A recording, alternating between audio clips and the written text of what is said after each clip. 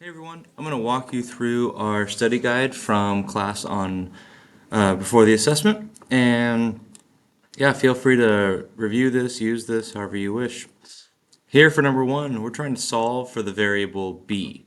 B is being multiplied by 8 minus 10, that equals 102. My goal is always to isolate the variable. Even though it's connected to the 8, I can get rid of this, it doesn't have a variable, by adding 10 to both sides.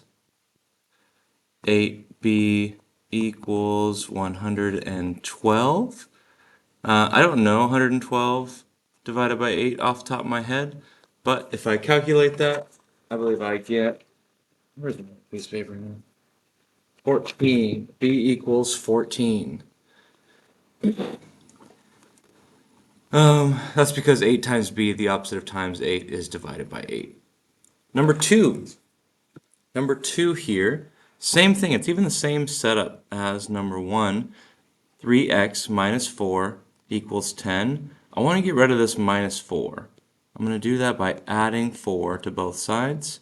That's going to eliminate this from the left side of the equal sign. I can't get rid of it entirely, but I can move it. And I'm left with 3x equals 14. X is being multiplied by 3, so I want to divide by 3. Sometimes I put a line under it, sometimes I use the division symbol. 3 divided by 3 is 1, so that cancels out. And this is going to be, alarming to some. 14 over 3. 14 divided by 3 ends up as a decimal. This is a satisfactory answer as a fraction. If you were to have written 4 and 2/3, that's fine. I prefer not 4.666667. I'd like it in fraction form. That'd be the most ideal there. Okay, let's keep going. Remember that you can pause, you can kind of manipulate this how you need to. Guess that's not going to get cleared. Number three, -7 equals -1 plus x over 3. This is a division problem here. But the thing I want to do first is get this division problem by itself. And this is a -1. I know there's a plus symbol here, but I want to make sure that that is eliminated. I want that to be 0. If I did -1 minus 1, that equals -2. Okay, I guess I can't write there. That equals -1 minus 1 equals -2. And that's not what I'm looking for. I want that to be +1 on both sides so that that goes away. Leaves me with -6 equals x divided by 3. The opposite of divided by 3 is times 3. -18 should equal x. Number 4. 5 equals 3 over 2x minus 4. This is going to be kind of tough. I can already tell, like, oh, I got a fraction, but let's just start always by simplifying for ourselves. So we're going to keep this and we have a -4. I know that if I add 4 to -4, that's going to get rid of that. So I'm left with 9 equals 3 over 2x. What is happening to the variable? I got to go back to that identity. I got to go back to remembering what that is. X is being multiplied by 3 over 2. So I want to divide by 3 over 2. I know that if I do 3 over 2 divided by 3 over 2, it's going to be 1, and that's just going to leave me with x. So that's perfect.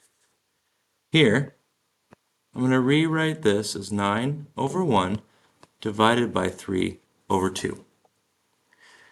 I have to have this one first.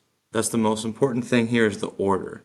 3 over 2 divided by 9 is not going to be helpful. I have to start with the original, 9 or 9 over 1, and divide it by 3 over 2.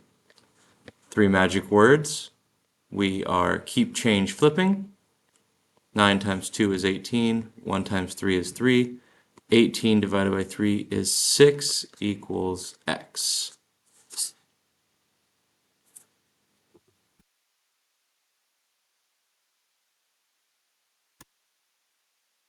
All right, below is one way to solve the equation. Show a different method that produces the same solution.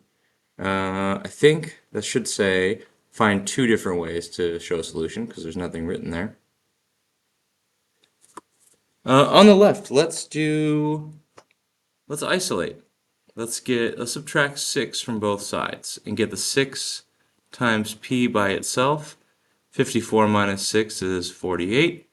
Divide both sides by 6, and p equals, what is that, 8? Yeah, 8.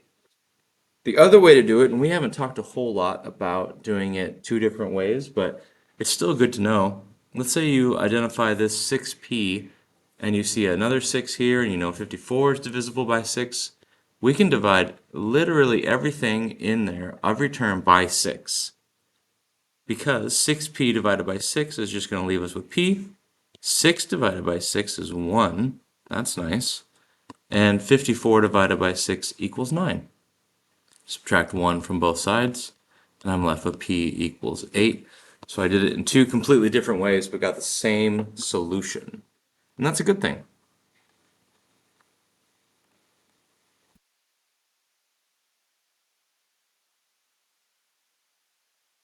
Three x plus 7 equals 25.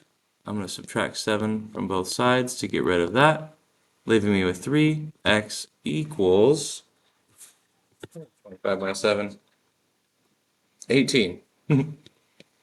And divide both sides by 3. X equals 6. We had one very similar to that in the front.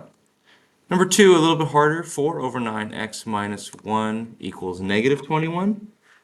So we know this is going to be an annoying fraction. Come on, Jeff.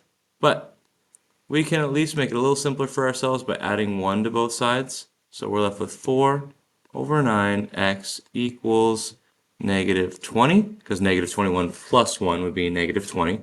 Make sure you're careful with that in your calculators. X is being multiplied by 4 over 9, which means I'm going to need to divide both sides by 4 over 9. And remember, there's just an invisible over 1 in this one. Negative 20 over 1 divided by 4 over 9. What are the three magic words for dividing fractions? I'm going to go down here. Negative 20 over 1 times 9 over 4. And that's going to equal like negative 180 over 4. That is something maybe you know to do, you know how to simplify. I would at least put it in your calculator. I'd probably take this on the assessment, but simplified x equals negative 45 is our answer. If you get to something where you have a fraction like that, go ahead and put it in your calculator. 180 divided by 4, negative 180 divided by 4, just in case. In this case, it's negative 45.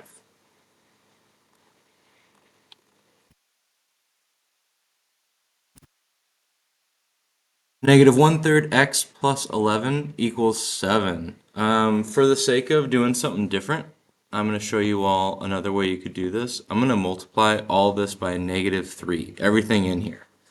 Negative 1/3 x, negative 1/3 x times negative 3 over 1, that's just going to equal x, because these are going to cancel out negative and negative, 3 and the 3, 1 and the 1, x. 11 times negative 3 is minus 33, and 7 times negative 3 is negative 21. Add 33 to both sides, x equals 12. On the right one here, negative 2x plus 17 equals 43. I'm going to subtract 17 from both sides. Negative 2x, well, that's terribly written, equals, what is it, 26? Yeah, 26. Divide both sides by negative 2.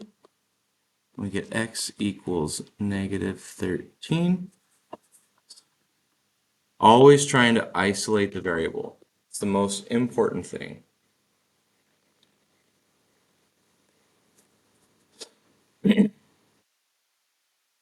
Seven minus x. Remember, this is a two-step equation where x is being multiplied by a negative 1. So let's start just by subtracting this positive 7. This 7 is positive. There's nothing in front of it, so it's positive. Minus 7 to both sides. So we get negative x equals negative 9. Now I need to multiply everything by -1. That's just going to flip the sign so that x equals 9. On the right, x divided by -4 plus 10 equals 2. Oh no, there's a fraction with a negative in it. It'll be okay. Let's just simplify. Let's isolate the variable. Subtract 10 from both sides. X over -4 equals -8. Okay, so how can we get that x by itself? X is being divided by -4, so we're going to multiply by -4.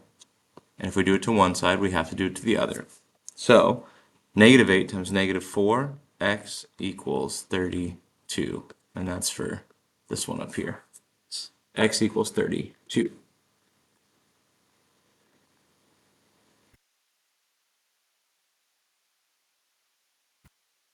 All right, last two. 10 minus 6x equals 52. I'm going to subtract 10 from both sides. That's going to eliminate that. -6x equals 42. Divide both sides by -6, and x equals -7. For number 8, 8 minus 3 over 2x equals 23. I'm just going to isolate as best as I can. This 8 is positive. I know there's a negative symbol there, but don't mix that up. So we're left with -3 over 2x equals 15. X is being multiplied by -3 halves. So I need to divide by -3 over 2. 15 over 1. The three magic words for multiplying fractions. I'm going to put this up here. 15 over 1 stays the same times -2/3. That whole thing is just negative. So I know my solution is going to be negative. -30 over 3. -30 divided by 3 is -10.